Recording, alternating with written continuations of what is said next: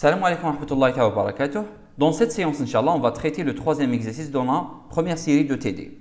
Donc, toujours, on parle des expressions et voici l'énoncé. Soit x, y, z, t des entiers, yani a'dad sahiha. Donnez les expressions booléennes correspondantes aux situations suivantes. Là, qu'est-ce que vous avez? Vous avez un certain nombre de phrases et on vous demande de traduire ces phrases sous forme d'expressions booléennes. Il y a une expression ayant pour valeur vrai ou faux. D'accord? Alors, la première phrase qu'on dispose ici, vous avez x et y sont toutes les deux strictement supérieures à 3. Alors, strictement supérieur, ça veut dire akbar tamaman. Akbar tamaman min thalatha. Donc, عندكم x ou y, les deux, الاثنين مع بعض, strictement supérieur à 3. Akbar tamaman min thalatha. Ça. Alors, comment traduire cette phrase? Normalement, vous avez pensé à écrire la solution de cette manière. Faites attention, cette solution, elle est fausse. Pourquoi elle est fausse? Tout simplement parce que dans cette expression, vous avez l'opérateur logique et.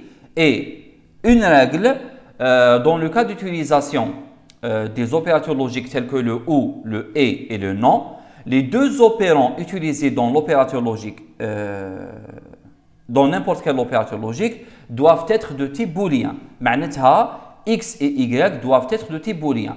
Alors que d'après l'énoncé de l'exercice, x et y sont des entiers. Donc, on ne peut pas utiliser un opérateur logique avec deux entiers. Ça. Comment alors corriger ça? Vous allez séparer les deux. Yani, vous allez parler de x et parler de y de façon séparée. Et vous allez dire x supérieur à 3 et y supérieur à 3. Deuxième phrase. X, y et z sont identiques ou alors égaux. Yani, في ثلاثة متساويين. Ça. Vous avez normalement pensé à écrire la solution de cette manière. C'est aussi faux. Tout simplement parce qu'on a une autre règle qui indique qu'on ne peut pas utiliser dans une même expression deux opérateurs de comparaison. Par exemple, ici, j'ai utilisé l'égalité deux fois. D'accord? Comment corriger ça? Alors, comme on a fait avec la première question, il suffit de séparer et d'utiliser à chaque fois un seul opérateur à la fois. Et donc, on va dire x égale à y et y égale à z. Donc, remarquez x égale à y, y égale à z. Vous pouvez ajouter x égale à z, comme vous pouvez ne pas l'ajouter, tout simplement parce que l'égalité, c'est une relation transitive.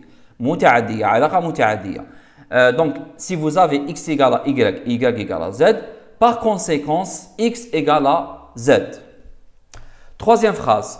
X, Y, Z sont identiques mais différents de T. Alors, remarquez déjà la première partie de cette phrase, c'est exactement la question 2.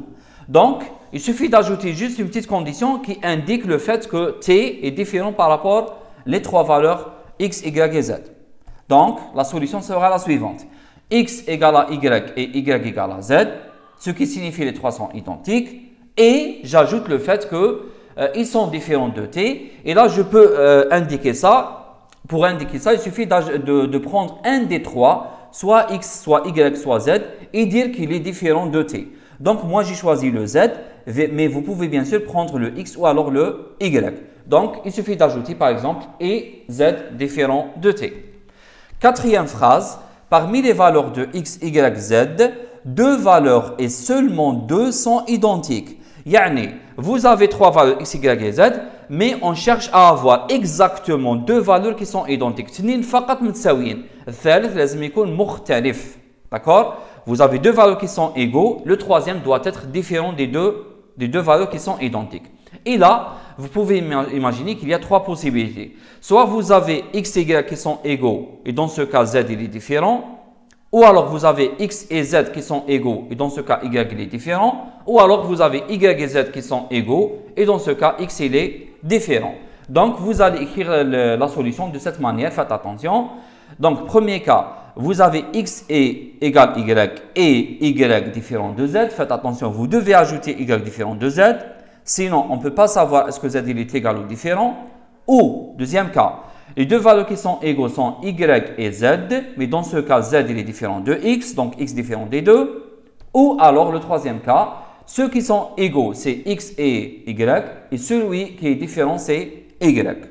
D'accord? Donc, z différent de y. Alors, on passe à la prochaine phrase. La prochaine phrase, la valeur de x est strictement comprise entre les valeurs de y et t. معناتها قيمة x محصورة تماما. Donc compris, ça veut dire محصورة و strictement تماما. Donc محصورة تماما بين قيم y و t. D'accord? Alors, lorsqu'on va dire ça, faites attention, quand on dit x محصور بين y ou t, faites attention, vous avez deux cas possibles. Parce qu'on ne peut pas savoir à travers cette phrase quelle est la valeur qui est inférieure à x et quelle est la valeur qui est supérieure à x. Ça peut être soit y, soit t. Et pour cette raison, vous avez deux cas. Soit vous avez x compris entre y et t de telle sorte que y est inférieur à x et x inférieur à t, ou alors vous avez l'inverse.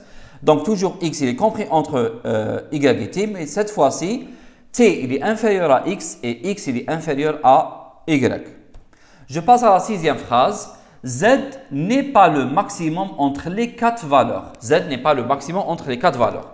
Donc, toujours les quatre valeurs sont x, y, z et t. Ça. Alors, il y a deux écritures possibles. Deux solutions équivalentes. Alors, je commence par la première solution.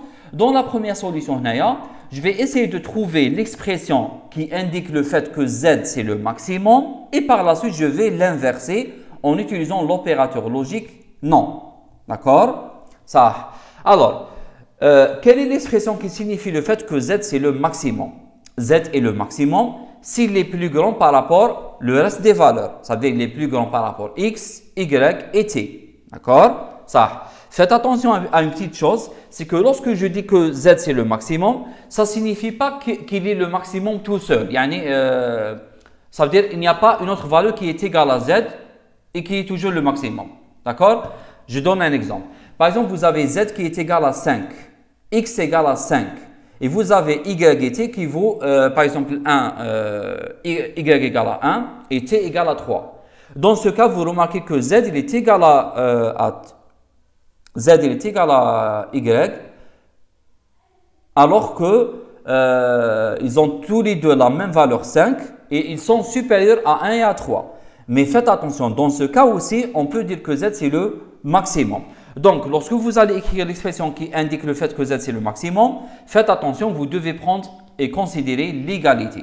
Yani, vous allez dire z il est supérieur ou égal à x, et z il est supérieur ou égal à y, et z il est supérieur ou égal à t. D'accord? Et tout ça, vous allez l'inverser grâce à l'opérateur de négation non. Et donc, on obtient la négation, le non de toute l'expression qui est la suivante. Z supérieur ou égal à x et z supérieur ou égal à y et z supérieur ou égal à t. Maintenant, si vous voulez écrire l'expression de façon directe sans utiliser le nom, vous n'avez qu'à distribuer le nom sur le reste de l'expression et vous allez obtenir cette expression z inférieur strictement à x ou alors z inférieur strictement à y ou alors z inférieur strictement à t. Alors faites attention, j'ai mis le ou et non pas le et. Qu'est-ce que ça signifie ça? Ça signifie que z n'est pas le maximum lorsque je trouve que x est supérieur à z, ou alors je trouve que y est supérieur à x, ou alors z ou alors t est supérieur à z. Maintenant, il suffit d'avoir une valeur parmi les trois x, y et t qui est supérieure à z pour dire que z ce n'est pas le maximum. D'accord? Alors faites attention. Z, ce n'est pas le maximum, ça veut pas dire qu'il est le minimum. Ça veut dire qu'il peut être n'importe quoi sauf le maximum. Et pour cette raison, il suffit d'avoir juste une valeur, au moins une valeur qui est supérieure à Z. Et dans ce cas, Z, ça ne sera pas le maximum. D'accord? Ça. On passe à la septième qui est la plus intéressante. Donc ici, on veut écrire l'expression qui correspond à cette phrase x est pair et y est impair. Donc, vous savez que pair, ça veut dire zawji et impair, ça veut dire fardi. Ça.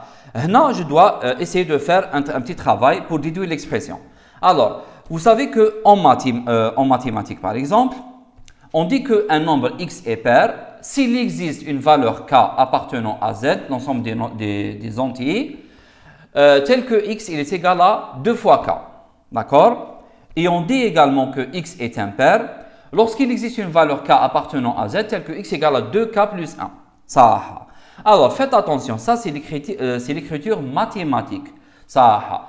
Par rapport à nous, cette écriture elle est fausse pour la simple raison parce qu'on ne connaît pas la valeur de k. Nous, lorsqu'on travaille en algorithmique, on travaille toujours avec du concret, yani des variables ayant des valeurs et non pas des variables indéterminées. Si vous voyez cette expression, vous allez remarquer et vous allez constater que K ne possède pas de valeur. On dit qu'il appartient à Z, mais je n'ai pas donné une valeur pour K. D'accord? Donc, pour cette raison, on ne peut pas travailler avec la méthode ou alors l'expression mathématique. Ça, comment on va faire? Justement, en algorithmique, on va essayer de déduire une règle qui est valable par rapport à n'importe quel nombre pair. Tout d'abord, vous savez qu'un nombre est pair, ça veut dire que c'est un nombre multiple de 2. يعني مضاعف 2. عدد زوجي هو عدد مضاعف 2. صح. On peut dire également que 2 est diviseur de x. Là, je vous donne toutes les phrases possibles. Donc, première phrase, x est pair, ça veut dire x زوجي. x multiple de 2, donc x مضاعف 2. 2 est diviseur de x, ça veut dire que 2 قاسم x. Une autre phrase possible, x est divisible par 2, يعني x يقبل قسمة على 2. Donc, وش معناتها x يقبل قسمة على 2?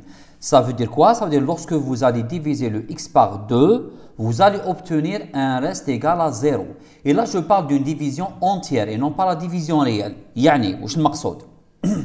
Voici une division réelle. 5 divisé par 2, une division réelle, ça vous donne 2,5. Ça vous donne 2,5. D'accord? Le quotient égale 2,5. Par contre, lorsque vous faites une division entière, 5 divisé par 2, ça vous donne le quotient égal à 2 et le reste égal à 1. Là, je parle d'une division entière, c'est-à-dire la division que vous avez après lors de la première et la deuxième année en primaire. D'accord? يعني القسمة اللي تعلمتوها في بادئ الأمر في التعليم الأساسي السنة الأولى أو الثانية على ما أعتقد. D'accord? Ça. Maintenant, rappelez-vous que on a déjà un opérateur qui nous permet d'avoir le reste de la division entière. C'est l'opérateur mod. Et donc, qu'est-ce qu'on va dire? On va dire, si vous avez x mod 2 égale à 0, ça signifie que le reste de division de x par 2 égale à 0. Et ça veut dire que le nombre x est un nombre pair ou alors multiple de 2. Donc, faites attention. x mod 2 égale à 0 معناتها باقي قسمة x على 2 هو صفر أو يساوي الصفر. أمثلة عديدة. عندكم par exemple 14, 12 ou 0 sont des valeurs paires. Pourquoi? Parce que le reste de division de 14 par 2, ça donne 0. 14 mod 2 égale à 0. 12 mod 2 égale à 0. Et 0 mod 2, ça donne 0. Donc, tous ces trois nombres sont des nombres pairs. Maintenant, passons au cas du nombre impair. Vous avez y est impair. Ça veut dire que y n'est pas multiple de 2. Et ça veut dire également que 2 n'est pas diviseur de y. Et ça veut dire également que z n'est pas divisible par 2. Et on va écrire ça tout simplement. Donc, remarque que le premier cas, pair, ça veut dire le reste égal à 0. Et lorsqu'il n'est pas pair, donc il est impair, le reste il est différent de 0. Pourquoi maintenant j'ai dit différent de 0 et je n'ai pas dit que le reste égal à 1? Pour la simple raison, parce que pour les nombres entiers, vous avez des valeurs positives et des valeurs négatives. Si vous prenez une valeur positive comme le 15, vous allez obtenir un reste de division par 2 égal à 1. Et si vous prenez une valeur négative comme le moins 7 et vous cherchez le reste de division par 2, vous obtenez moins 1. Et donc, pour ne pas dire elle est égale soit 1 ou alors moins 1, je vais dire tout simplement qu'elle est différente de 0. Parce que n'importe quel nombre qui donne un reste de division par 2 différent de 0, c'est certainement un nombre impair. Et ce qui donne le reste de division 0, c'est un nombre pair. Ça. Maintenant, normalement, on peut écrire notre expression équivalente à la phrase précédente. Donc, ça sera x mod 2 égale à 0 et y mod 2 différent de 0. Passons à la 8e phrase. Z n'est pas multiple de 3, mais il est divisible par 7. Alors, faites attention. Z n'est pas multiple de 3 معناتها Z ليس بمضاعف لثلاثة ولكن يقبل القسمة على 7. Donc, lorsque je dis est divisible par 7, c'est-à-dire il accepte la division par 7. Et ça veut dire également qu'il est multiple de 7. Donc, pour la variable Z, il n'est pas multiple de 3, mais il est multiple de 7. Alors, revenons à ce qu'on a dit déjà précédemment. Donc, j'ai déjà parlé du cas du nombre multiple de 2, ou alors le nombre pair. Et on a vu que l'expression, c'était x mod 2 égale à 0. Et le deuxième cas, lorsque x n'est pas multiple de 2, donc l'expression, c'était x mod 2 différent de 0. Maintenant, essayons de remplacer la valeur 2 par la valeur 5. Et je vais dire que x est multiple de 5, yani x مضاعف ل 5, ou alors 5 est diviseur de x, ou alors x est divisible par 5, c'est lorsque vous prenez le nombre x et vous allez le diviser par 5, une division entière, et vous obtenez le reste égal à 0. Et pour cette raison, on va dire ça, x mod 5 égale à 0. Par exemple, les nombres 5, 25 et 0 sont des nombres multiples de 5, parce que 5 mod 5 égale à 0, yani le reste de division de 5 par 5 égale à 0, 25 mod 5 égale à 0, et 0 mod 5, ça donne 0. Maintenant, si j'essaye de chercher l'autre cas, c'est-à-dire lorsque x n'est pas multiple, alors je vais dire par rapport à 5, x n'est pas multiple de 5, ça veut dire que x n'est pas diviseur, ça veut dire que 5 n'est pas diviseur de x, et ça veut dire que x n'est pas divisible par 5, et ça veut dire que lorsque je divise le x par 5, une division entière, j'obtiens un reste différent de 0. Donc remarquez que c'est presque la même chose avec la valeur 2. D'accord? Donc, au lieu de mettre x mod 2 différent de 0, là, vous avez x mod 5 différent de 0. Comme par exemple, alors, les nombres qui ne sont pas multiples de 5, comme 17 et 3. Parce que 17 mod 5 égale à 2, donc il est différent de 0. Et 3 mod 5 donne 3, qui est toujours différent de 0. Maintenant, je crois qu'on peut écrire maintenant l'expression équivalente à la phrase 8. Et ça sera... z n'est pas multiple de 3. Ça veut dire que z mod 3 différent de 0 et z mod 7 égale à 0 parce que z est divisible par 7 ou alors il est multiple de 7. D'accord? Passons à la phrase 9. Pour la phrase 9, on va essayer de généraliser la chose, c'est-à-dire on va parler des multiples de façon générale et je cherche maintenant l'expression équivalente à la phrase x est multiple de z.